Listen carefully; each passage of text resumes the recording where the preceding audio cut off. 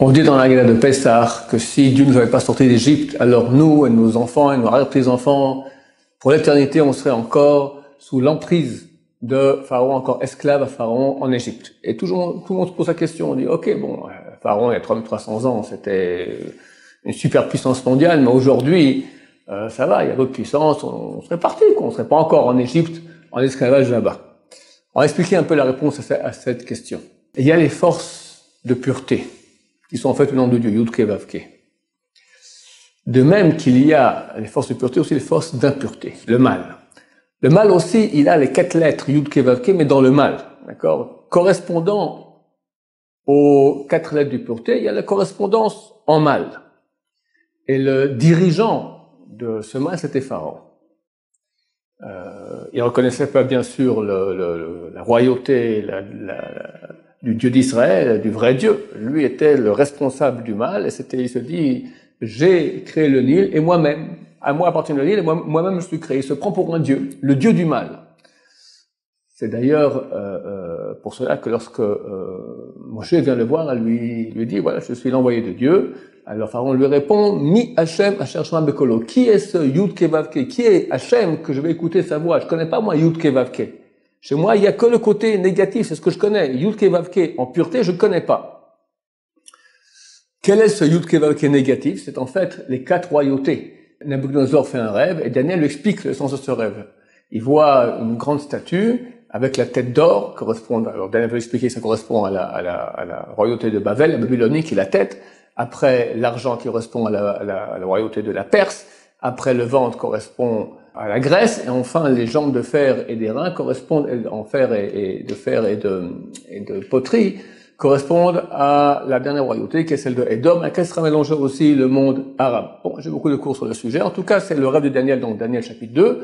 On voit là-bas 4 royautés qui sont en fait toute la puissance du mal dans ce monde-là, qui vont faire du mal au peuple d'Israël, qui vont essayer d'annihiler Israël, qui correspondent aux 4 lettres du nom Yud-Ke Vav-Ke. Il y a au-dessus des 4 lettres du nom du Yud-Ke Vav-Ke, il y a encore ce qu'on appelle le Kotso. Le Kotso, ces 4 lettres correspondent aussi aux 9 sphères dont parle la mystique juive, mais la 10e qui est au-dessus de tout, ça s'appelle, c'est le Keter, c'est la couronne, d'accord? La couronne est signifié dans le nom de Dieu par le Kutso, le Kut, c'est-à-dire la petite pointe qu'il y a au-dessus du Yud, de Yud-Ke Vav-Ke. C'est la plus grande, mais vu qu'elle est très très haute, alors on peut assimiler que très peu, parce que dans notre monde, plus les choses sont basses, plus on les voit. Plus elles sont hautes, moins on les voit. Et en fait, Pharaon était le maître de ces 4 lettres. Lui correspondait à la tête, au Keter, à la couronne, d'accord, de cette force du mal, ce royaume du mal. C'est pour cela qu'il avait on dit comme ça qu'il avait une sorte de couronne, et là il avait un serpent à l'endroit où nous mettons notre filine, qui est le Keter, correspond à notre couronne, d'accord, lui avait le serpent, les forces du mal, d'accord, il en était le maître. Et étant le mal, il voulait absolument pas que le peuple d'Israël sorte de chez lui pour aller connaître Hachem. Et il voulait absolument que le peuple d'Israël reste sous sa tutelle, parce que le peuple d'Israël c'était la source de toute la chayout, de toute la vie du peuple égyptien. Et ils voulaient qu'ils restent sous leur tutelle, ça veut dire rester dans la matérialité, rester complètement obnubilé, complètement annihilé, complètement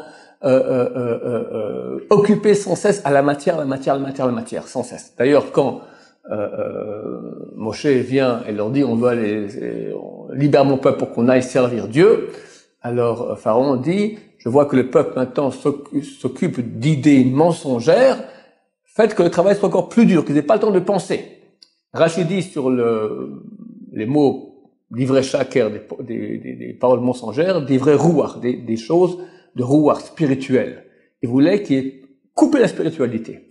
Alors c'est pour cela que le mot Mitzrayim, Égypte, est composé de 2 mots, Metzer, Yam. Mitzrayim ensemble, si je sépare en deux, ça fait Metzer, Yam. Metzer, c'est un Metzar, c'est un détroit. Yam, c'est la mer. En fait, l'Égypte nous tenait ici à la gorge. Notre stature spirituelle nous tenait ici à la gorge. La gorge, en fait, c'est le contact qu'il y a entre la tête et le corps. C'est l'endroit le plus fin que nous avons dans le corps. Donc, je voulais nous couper ici, que le corps soit que le corps, ne soit pas en contact avec la tête. Metzer, c'est le détroit. Yam, c'est la mer. Dans le Talmud, il écrit beaucoup. Yam, Maim she'enaim sof. La mer, c'est de l'eau qui n'a pas de fin. Si quelqu'un est tombé dans la mer, alors sa femme peut se remarier parce qu'on sait que Il peut pas revenir, tomber dans la mer, en Atlantique, en plein Atlantique, et dans la mer, il pourra jamais être sauvé de là-bas, et on n'a pas le doute qu'il est mort, sa femme peut se remarier. On appelle ça dans le Talmud, Maim she'en sof, de l'eau qui n'a pas de fin. Ça veut dire que la mer, elle symbolise le Ein Sof, l'infini, Dieu. Et on peut avoir une idée de l'infini qu'avec notre tête, avec notre pensée, avec la spiritualité. Le corps, il est dans le monde du fini. Nous, à Israël, dans notre source, on est branché à l'infini. Vient l'Égypte et veut nous tenir ici, nous empêcher. Mitzrayim.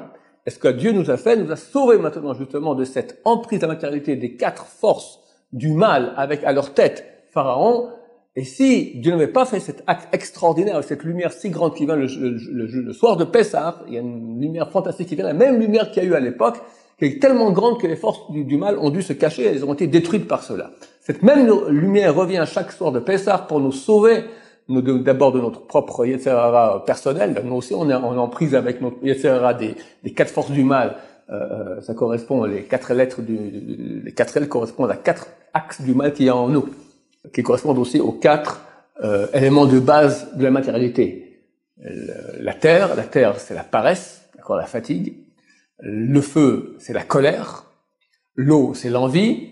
Et l'air, c'est papoter de bêtises sans cesse. Ce sont les 4 axes du mal.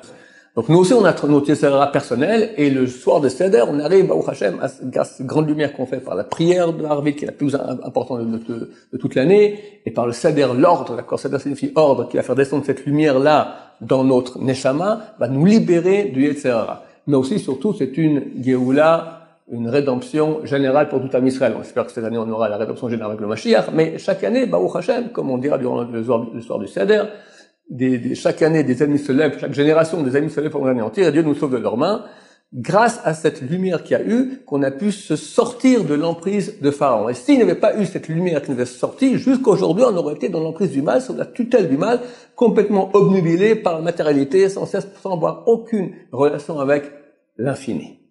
C'est le sens profond de cette fête. Baruch Adonai l'olam, amen va amen.